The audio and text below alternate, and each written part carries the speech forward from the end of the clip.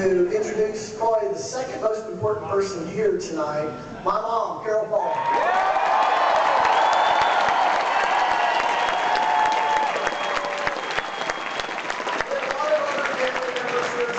So I'm going to introduce them all. We've got my niece, Linda Paul. My daughter, Catherine Paul. My son, Robert Paul. My wife, Monica. My Aunt Debbie, Debbie Paul. And my cousin, who's like a brother to me, Michael Paul.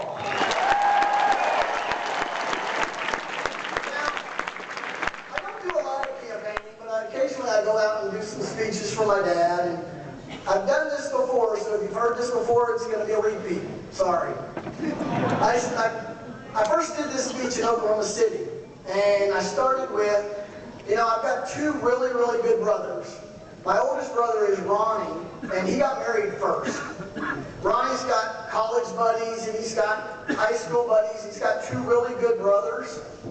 But when he chose his best man for his wedding, the best man was Ron Paul. So when my brother Rand got married, maybe you'll heard of Rand. Well, Rand had friends from high school, he had friends from college, he had friends from medical school. He had two really good brothers. But the best man was Ron Paul.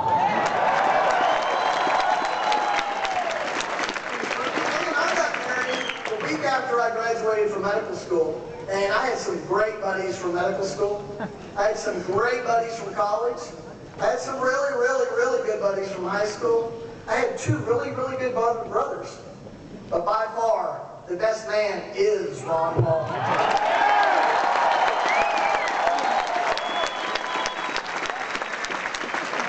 hope y'all enjoy the evening tonight. I'm going to introduce next Jeremy Glosser. He's going to come out and talk to us about becoming delegates. So, Jeremy Glosser.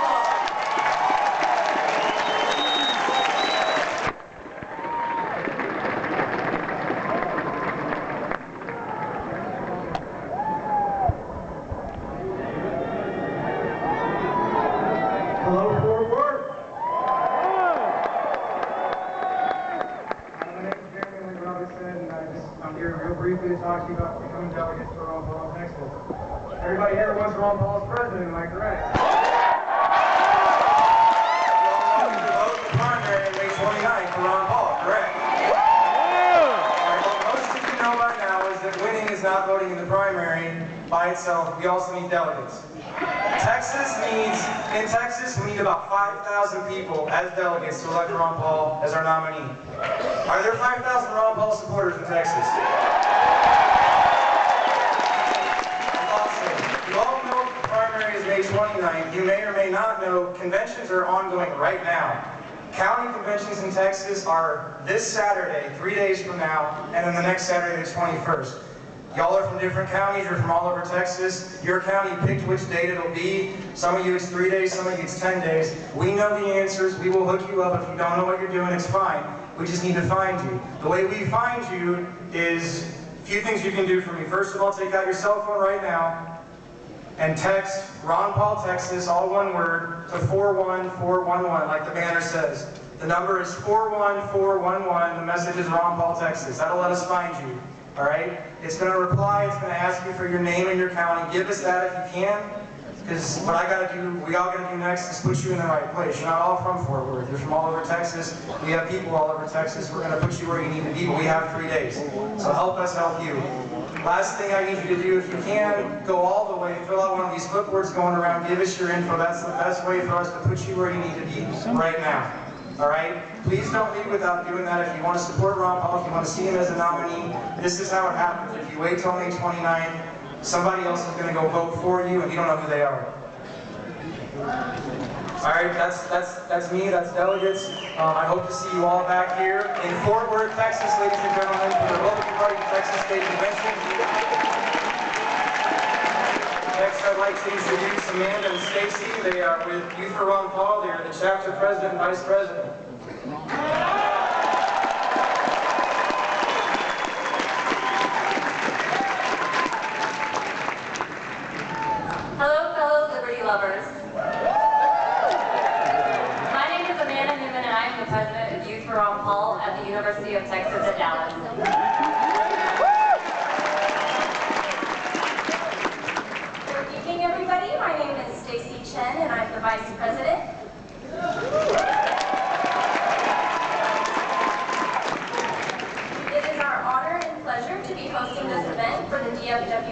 complex, and we're so excited to see so many of you out here for the cause of liberty. We want to thank all of the groups here in DFW that make this possible for us, most notably Ron Paul Dallas 2012. Thank you guys for your time. It means a lot to us to be a part of this movement and revolution towards the restoration of the American dream. We are proud to present the man, the myth, the legend, Dr. Ron.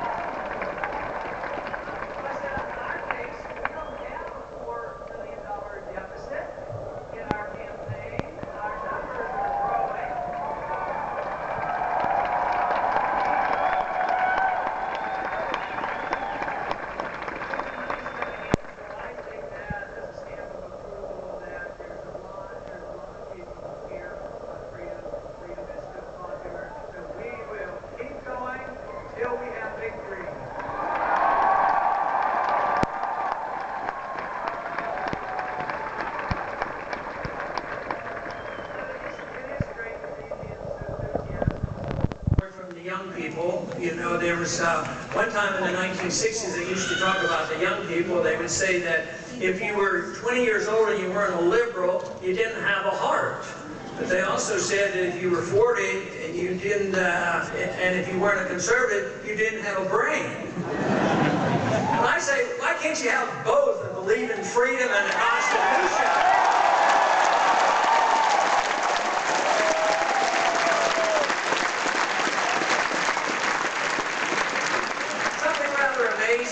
going on, especially here in the last several years. Things have changed quietly and steadily in a positive way.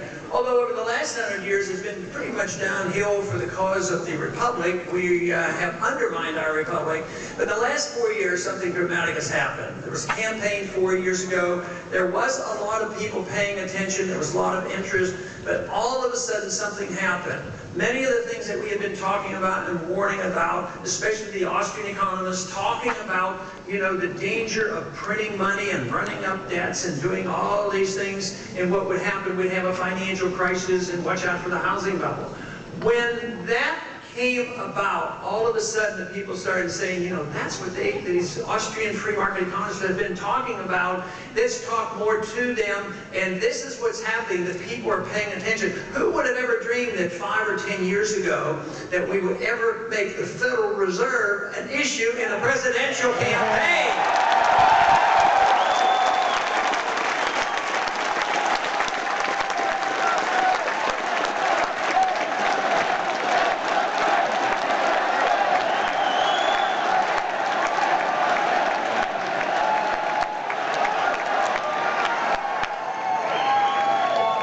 Simple. Let's win the election and we'll end the Fed.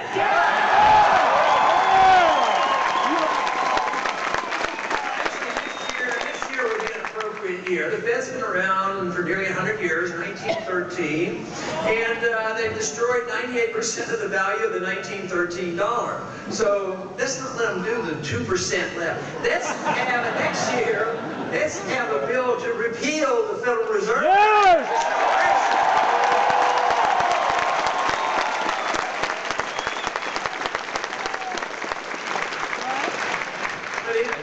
Impressed me very much going to the college campuses and talking to people, how many people now understand exactly what the monetary issue is all about. And they understand by looking at a little bit of history and why the founders warned us about the money issue and why they put into the Constitution that the government, the Congress could not print money. They could only use gold and silver as legal tender. And that's what we should do.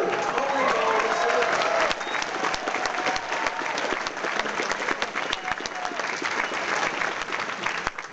Didn't follow those rules, and by the fact that the Federal Reserve can print money and create money at will, and they buy up debt, what do the politicians do when they can accommodate the big spenders? They spend a lot of money, they run up the debt, they tax to the maximum, they borrow to the maximum, then they still don't have enough, and they have this ravenous appetite for big government, so then the Federal Reserve comes in and accommodates the big spenders, and they just print the money, and lo and behold, it destroys the value of the money.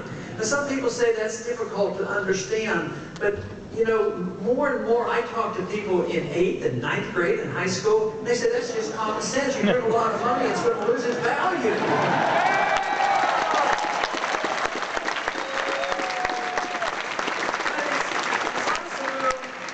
It's also the mischief that occurs. Government spending money is one issue. But there's two problems. One, they take the money from us. They may take it directly through taxation. They may put the burden on a later generation by borrowing, but they might just print the money. So it's always a burden by taking it out of the economy, and it undermines our productivity in the economy and to be able to produce wealth. But doing that is one thing, but the other half, what we really get punished is when they spend the money. I mean, what good do they come out when they're spending all this money?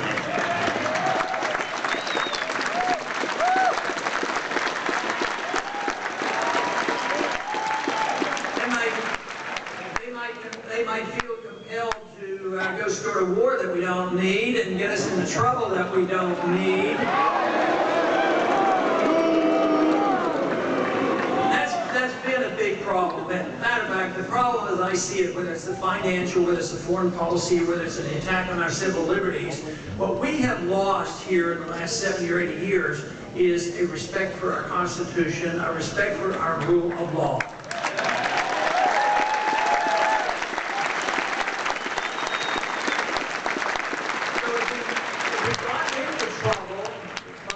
Allowing our representatives and our presidents to ignore the Constitution and we get into trouble, why wouldn't the solution be only sending people to Washington who read the Constitution, understand this, and lives up to their own law?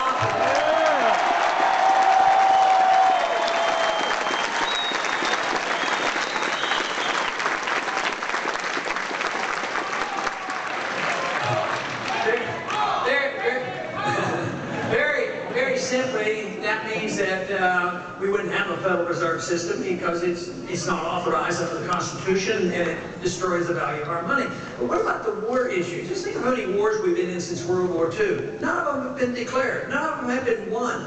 How many trillions of dollars of wealth has been consumed? How long do we stay in a country and not wake up and say, enough is enough? Well, right now, the American people have awakened, and not only are they looking at the Federal Reserve, but they're saying, we've been in Afghanistan long enough and it's time to...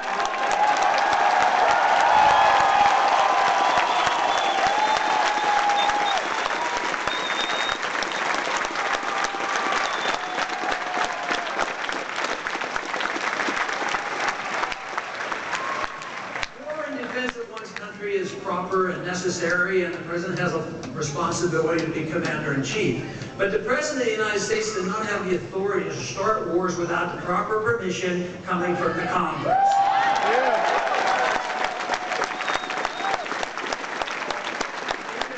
Even today, we have a President who sent his Secretary of Defense over to the Hill, and Secretary Panetta explained that we don't have to do that. We don't have to get permission. He says that you can get legal permission from the United Nations.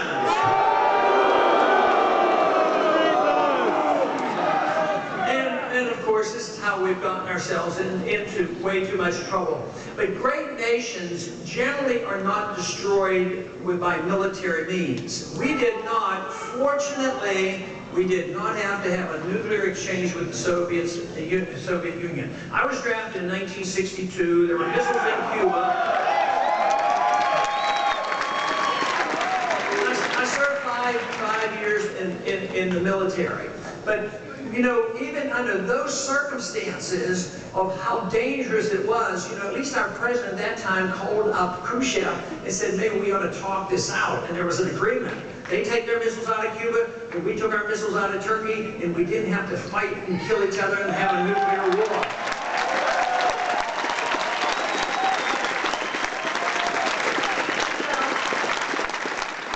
My humble suggestion is, why can't we talk to a country that doesn't even have a nuclear weapon, and we can improve their building a nuclear weapon?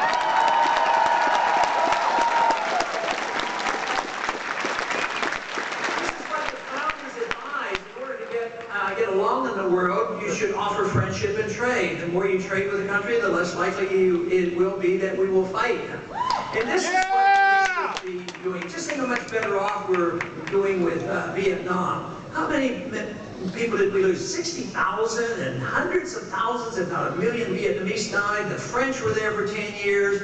All that effort to tell the Vietnamese what they should do with their government out of fear that they might the whole country go communist. Well, what happened? We lost the war, we left, they didn't go communist, they're trading partners that are ours, they've been westernized, we invest over there, they invest over here. Just think of what was achieved in peace that couldn't be achieved with war.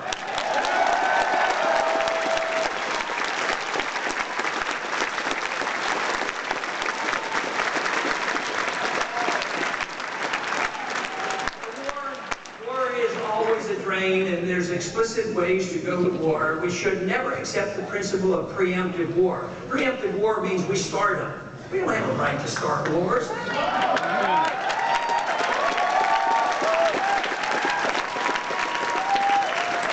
an obligation to make our country safe and secure and have a national defense, but you don't do that by using war as a weapon. We have been taught for too long in our colleges, and the status quo, the conventional wisdom is that war can get you out of a depression or a bad recession. That is exactly right. It isn't right, it's wrong. Even if it did do that, it never justifies that type of killing, but it doesn't work. Wars are always an economic cost to a society.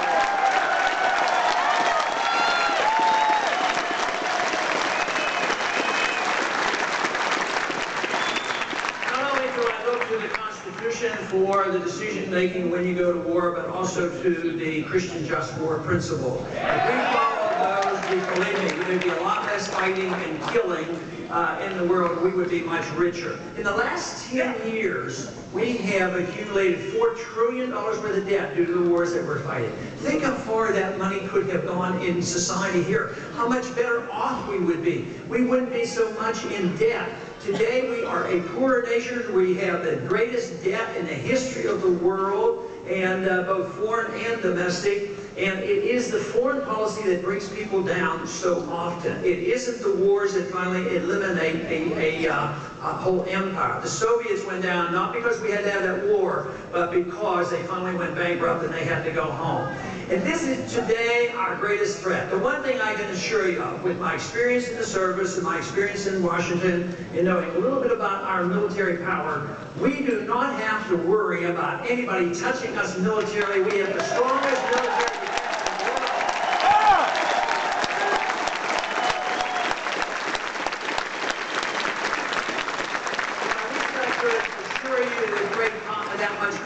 About we have nothing to worry about, because when we take an oath in the office, we take an oath to defend against all enemies, foreign and domestic. Well, I'm more worried right now about the domestic problems we have.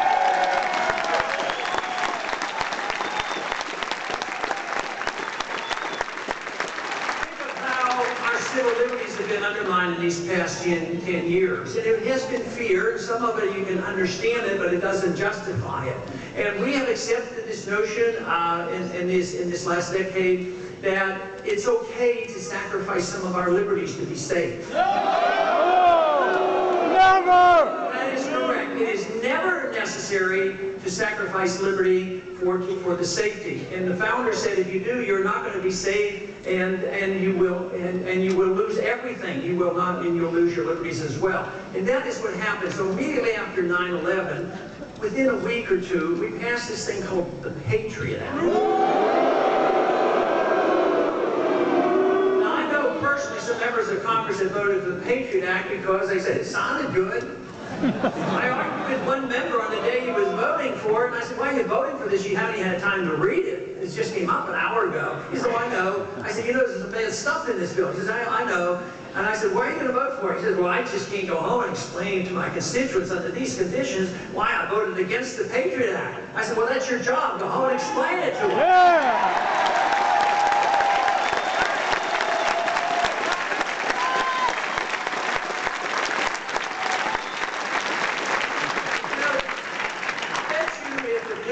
Had been called Repeal the Fourth Amendment Act, maybe a lot less people would have voted for it. So this year we'll also put on the list the repeal of the Patriot Act.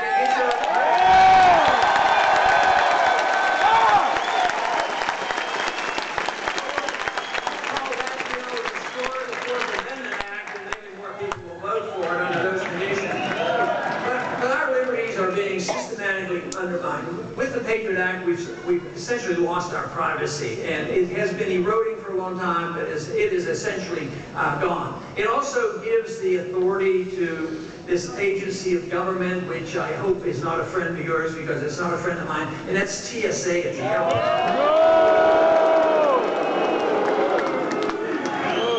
You know, actually, the purpose of the members of Congress and the President isn't to make us safe. The Second Amendment is supposed to make us safe.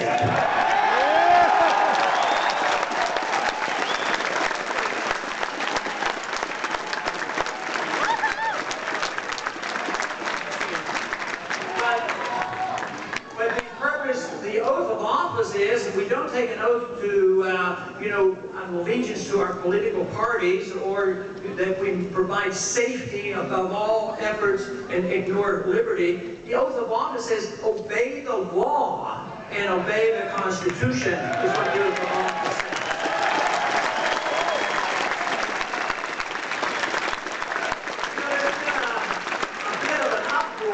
Just in the last couple of weeks, and justified to a large degree, about the President lecturing the Supreme Court what they should do with Obamacare. And of course, I think the easiest answer there there is repeal the whole thing. As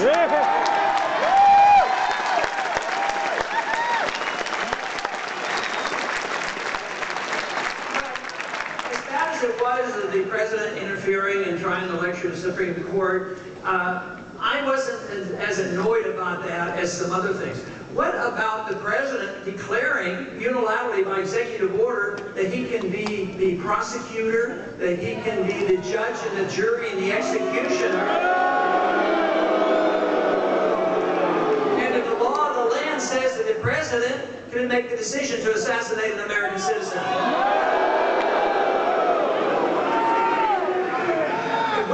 Annoyed enough on what we see at the airports when we look at those pictures and all those x-rays, if we're not annoyed enough by the military being able to arrest us, or the American to decide who can be assassinated, I'll tell you what, we're not deserving of very much, but I'll give you some good news.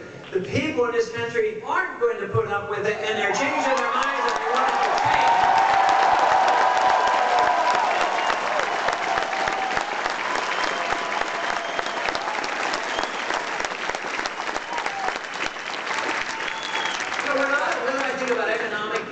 Monetary policy, or civil liberties, or foreign policy. I think about the individual liberties and the importance of individuals. And I think that's what made America great. It was the individual. The Declaration of Independence is very clear about where our lives and our liberties come from. They come from our Creator, and they're not from our government.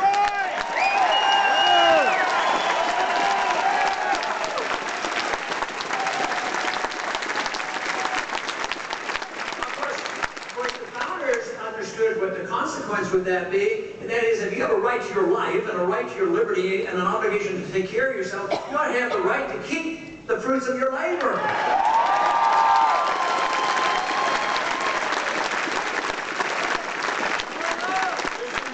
It wasn't the founders that gave us the income tax. That came in the progressive era of 1913 along with the Federal Reserve. So we'll add that to the list too.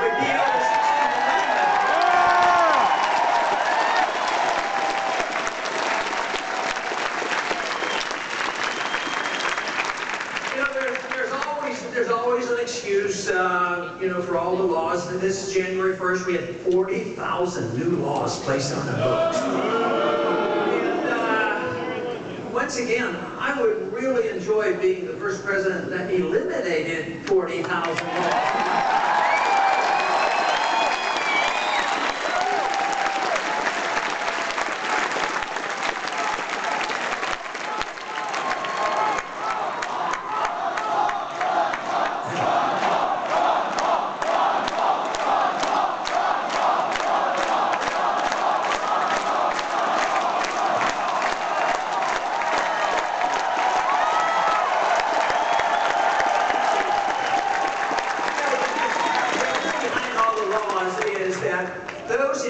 The bureaucrats and the politicians believe it's for your own good. That's what their claim is.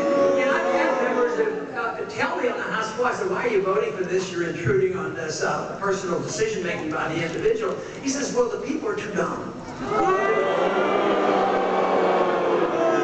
And they sincerely believe it, but they do come along and they do it for your own good. And when that happens, if governments can believe that they can improve personal behavior by regulating you, believe me, we're in big trouble. And that's where we are, and that's why we have so many laws and regulations.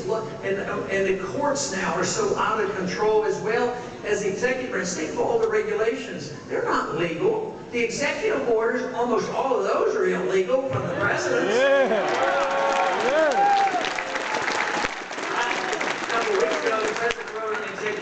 He took the Defense Production Act, which was written in 1950, and he renewed it, not to Congress. The President renewed it with an executive order. He changed a few words. The emergency powers, which should never be granted if in case there's a war going on, the President can take over all of industry. But he changed the word. He changed the word. He says not only in time of war, but in time of peace, the President can do that as well.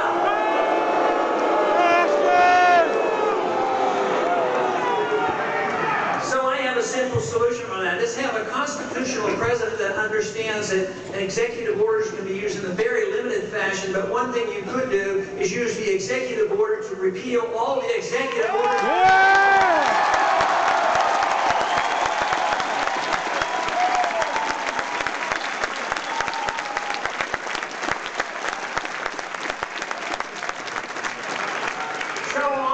Those who oppose what we're talking about, what we do, will say, "Oh, you guys want to go back to the Dark Ages." And but you know what the Dark Ages is big government and tyranny and tyrants and dictators and pharaohs and kings. That is old-fashioned. That's going back to the Dark Ages. What's going in the future is looking to a free society and improve upon it.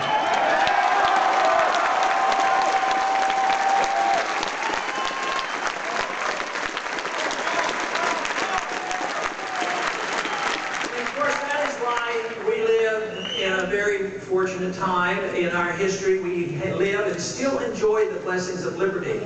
But the big question is, how long are they going to last? They have been around. We live in one of the freest, probably the freest country ever and the wealthiest country ever. But in the last 75, 80 years, there has been a steady erosion. And just recently, it was recognized that now we aren't producing enough, it's difficult borrowing, it's difficult just printing money, and therefore, for the first time in our history, our middle class is shrinking, and it's getting poorer, and the people know about it. And they talk about, the 99 and the 1, and that's a mixed bag, and you have to be careful about that, because in a way, I talk about it, but we shouldn't be resentful of people in the 1% or 2% or 3%. If they made an honest living without the government, there's going to be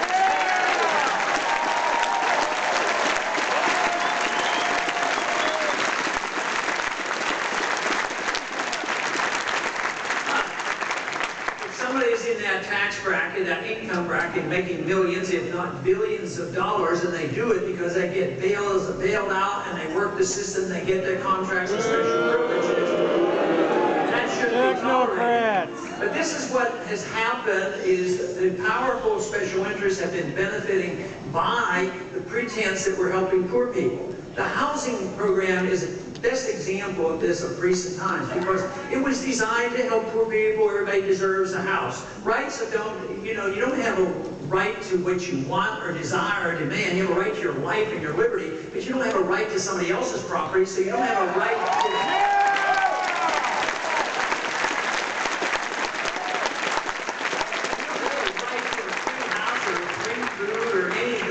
Because nothing is free, and the government can't provide it, they have to steal it from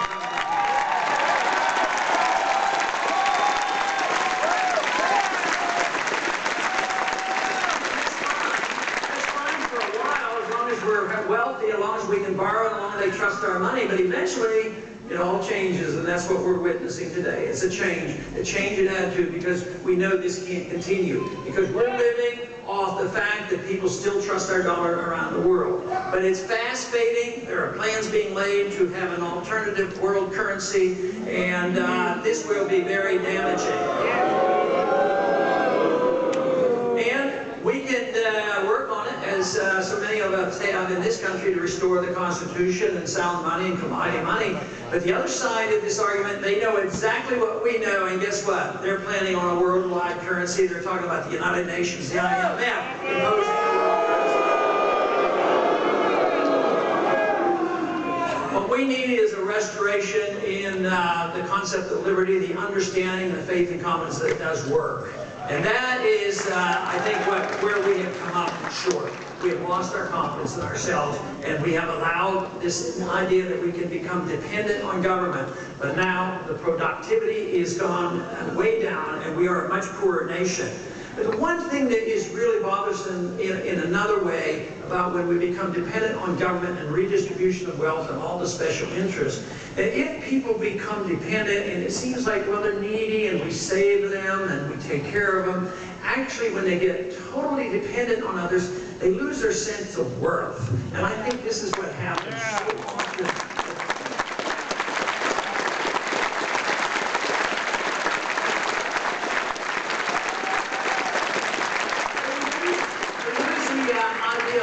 What freedom is all about. For me, it's seeking excellence and virtue. That's what our personal responsibility is, whether it's in caring for ourselves and our family, if it's caring for our intellectual pursuits, if it's caring about our spiritual life. It is up to us. Our creative energy comes from liberty. When we lose our liberty and the government curtails us, we destroy that and destroy the sense of worth. And I think we're at that point today because there's a lot of anger out there, because right now they're fighting and screaming in the argument up in Washington. Why don't you guys get along together? Well, they got along together. They always compromised. One side wanted to spend money on one thing, the other side wanted on something else, and they compromised and spend it on both. Yeah. Until we're broke. Right. So it isn't compromise. We need a definition of what truth and rightness is, right, and then bring people together on these issues. That's what we need.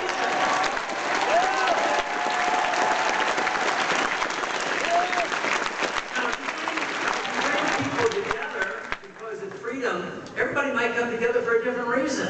Everybody is going to use their freedom in a different way, but we all should join in supporting freedom. We accept this all the time. We accept this all the time on our religious values. Many people have different religious values, different churches, different beliefs. Some are atheists. But if we believe in freedom, we allow people to do that. It should be that way in social affairs as well.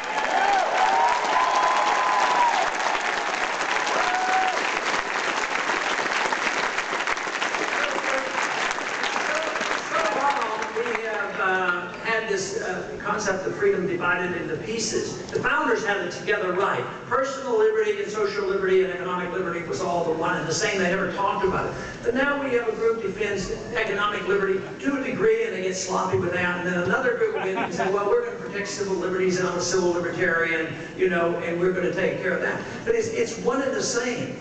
And when you see this come about, it is not going to be a Republican revolution. It's not going to be a Democratic revolution. It's going to be a revolution of all the people coming together and saying,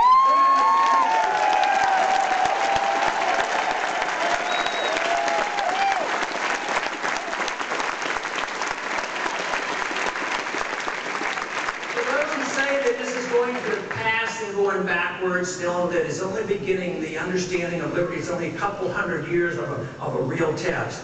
That they are the past, we are the future, as far as I'm concerned.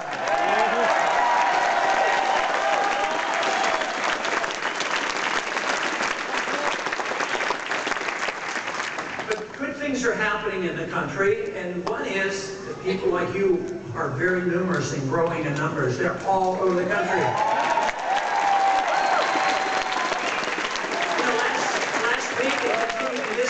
We've been talking on the campuses and bringing people out, and we get usually these small crowds of 3,000 to 4,000 up to 8,000 people.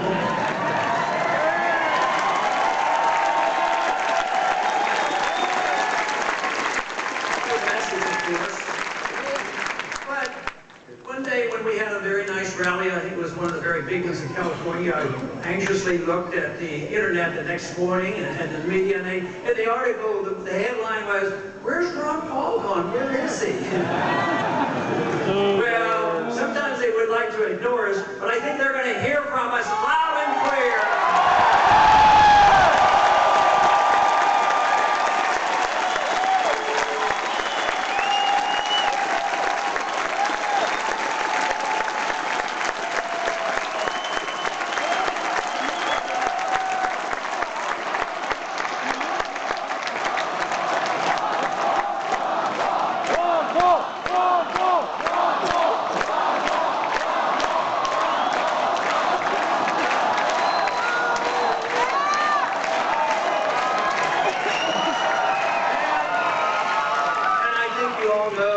Quotation which I use a lot, and that is, an idea whose time has come can't be stopped by any army. Ideas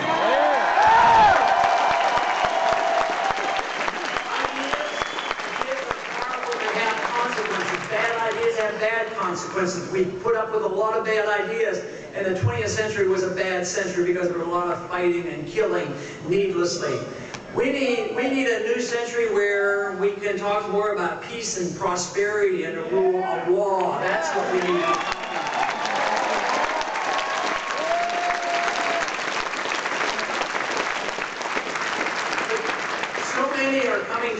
inclusion. These ideas are alive and well on the college campuses, but there's a lot of people who come now, and even the media is recognizing it's not only those teenagers and young college kids, it's a lot of people coming. Yeah!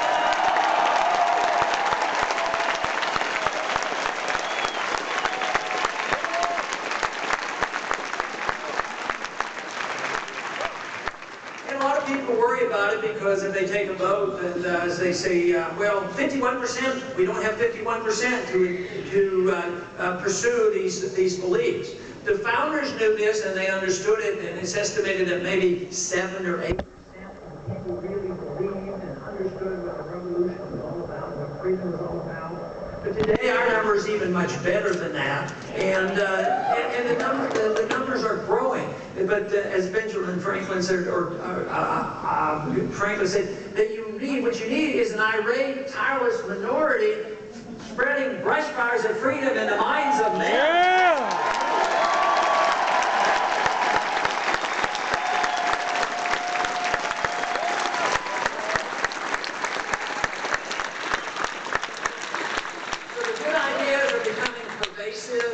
They've been around now for 30 years or so. I get a lot of credit, which I think is excessive, because many more individuals have done so much hard work in the intellectual community. And it has to happen. Just as Keynesianism was an intellectual revolution and brought us havoc for 100 years. But even in the 20s and early 30s, the persistence was, yes, we still believed in free enterprise and the gold standard and all this, but behind the scenes, the intellectual community was saying, no, it's fascism and communism and socialism and interventionism and welfareism and inflationism and central banks, and they won the day. But they're losing now because their system is obviously failing and the people know it.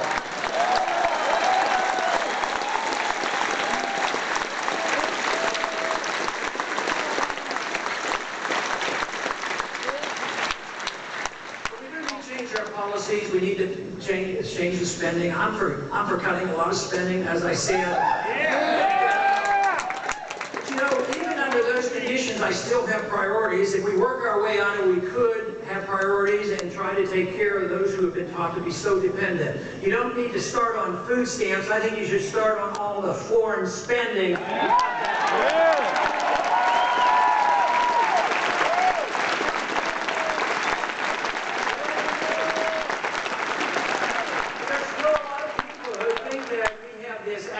Necessity to go about the world spreading our goodness. They call it spreading our exceptionalism. And this has been going on since Woodrow Wilson, you know, make the world safe for democracy. Some people have named this new Jacobinism, you know, this idea that we can force people to be good. Well, I'll tell you what, we have been an exceptional nation. We at one time understood property rights and monetary policy and contract rights, limited government, and yet today we have lost that. But if you are an exceptional nation, if we are to be an exceptional nation, people will want to emulate us. They'll want to copy us. You can't go overseas and tell them, do this, or if you do it, we'll give you money. If you don't do it, we'll bomb you. That's not the way to change the world.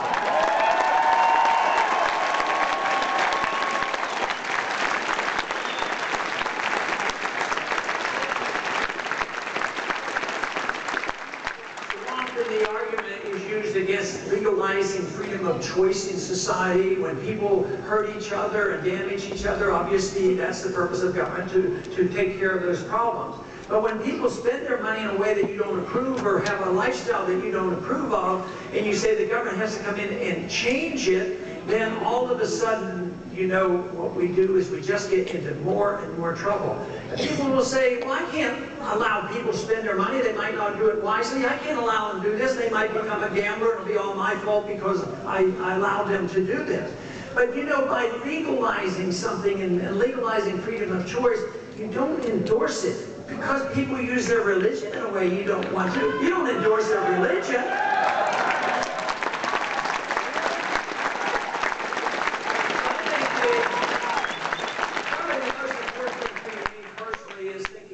Striving for excellence and virtue and dealing with spiritual life.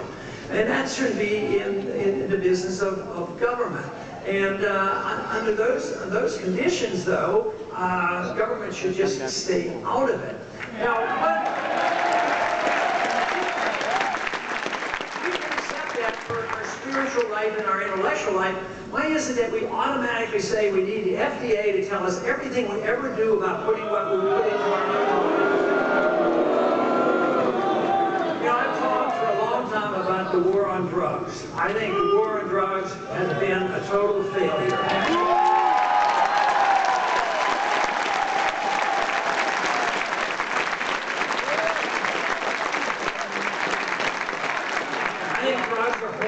I think they're a mess, but I also know that drug addiction of prescription drugs is a lot worse than illegal drugs. I also know that addiction shouldn't be a crime, and we shouldn't throw people in prison that didn't commit a violent crime and turn them into violent crimes.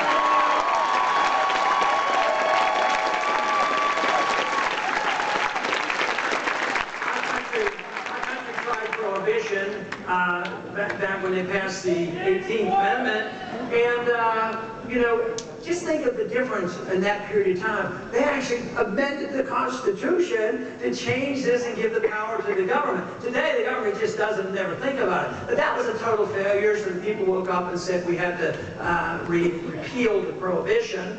And today, though, I think we're making great progress. When you see Pat Robertson coming out and saying, "Hey, let's look at this more carefully,"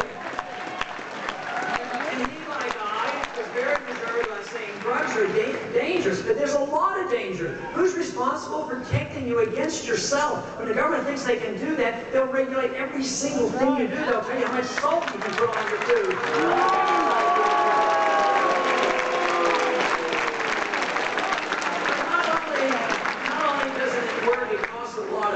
But it's also one of the excuses for the violation of our civil liberties. And guess what? Guess who some of the organized efforts are against the change in the drug laws?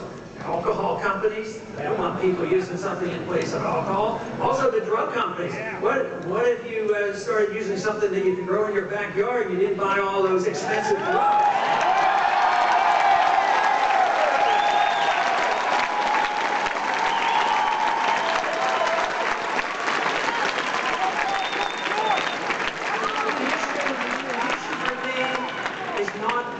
The issue for me is liberty, and who makes the decision. Because one thing leads to another. Today, if you decided you wanted to drink raw milk, you might be prohibited by the federal government. But just because there's such a poor understanding on the war on drugs, there was a product, a commercial product that we had for years. The founders grew it in their backyards and in their fields. And we used it during World War II, but because of the war on drugs, they prohibit this country from growing hemp. Now one of their excuses is that, well, it looks like marijuana. They say you better not do it. I say, yeah, but if somebody wanted to get high on hemp, they'd have to smoke a cigar as big as a phone pole. So once again, it's back to our confidence. Who's going to make up our minds? All this freedom doesn't work, though, unless we do one thing. We have to assume responsibility for ourselves. If we assume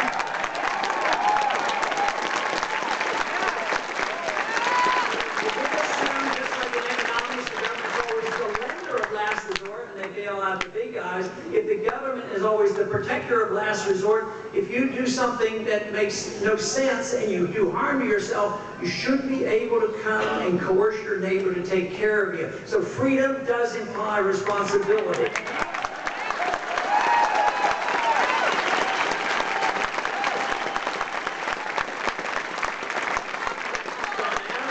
John Adams argued the case that if we became a less moral society, an immoral society cannot have liberty because they abuse it. And in many ways, I think this is what's been happening to us. I think a lot about the abortion issue and the problems that we've had there. Well, the laws, which, abortions were done in the 60s illegally. So the law wasn't changed. What happened is the attitude was changed and then the laws were changed. So the laws do reflect the people. So many of our problems is a reflection of, you know, our moral behavior. And so there's a lot of responsibility on us as individuals, and assuming this responsibility is crucial. But to assume that the government is always going to be there for us to take care of us, it doesn't work. And the more the government is involved, they say, well, if you do such and such, that'll be a cost to government. Well, the government is nothing more than a thief in the night that comes and redistributes wealth.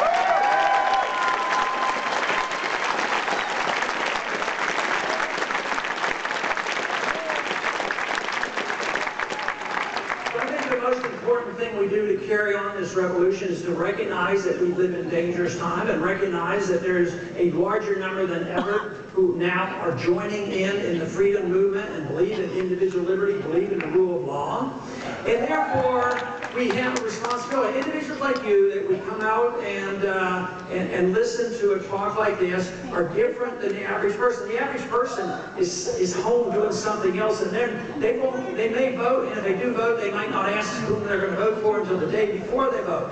But individuals like you who become knowledgeable and understand the problems, I believe you have a greater responsibility. You know, if you have your head in your sand, you can't get blamed for a whole lot.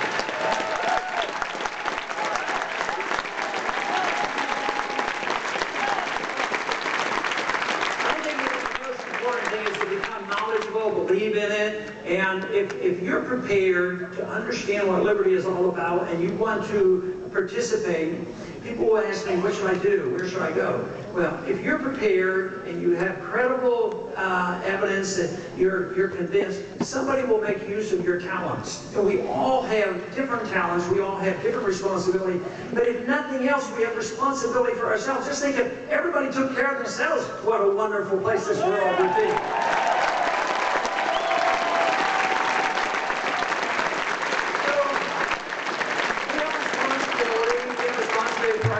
And our families and our neighbors and local governments permissible under the Constitution. We have responsibilities that in our churches. There's a lot that can be done, and there's so much goodness out there. So we really want a healthy economy where there are more rich people, because what are they going to do with their money? They're going to help people. The money would be there, but there would be a greater amount of wealth. But we have destroyed the wealth machine in this country, and I don't think very many people I know in Washington understand how serious it is, because they think they can borrow and spend and print money. It's going to last forever. I think you know differently. I think you know how desperately we need a change, and I thank you very much for participating in this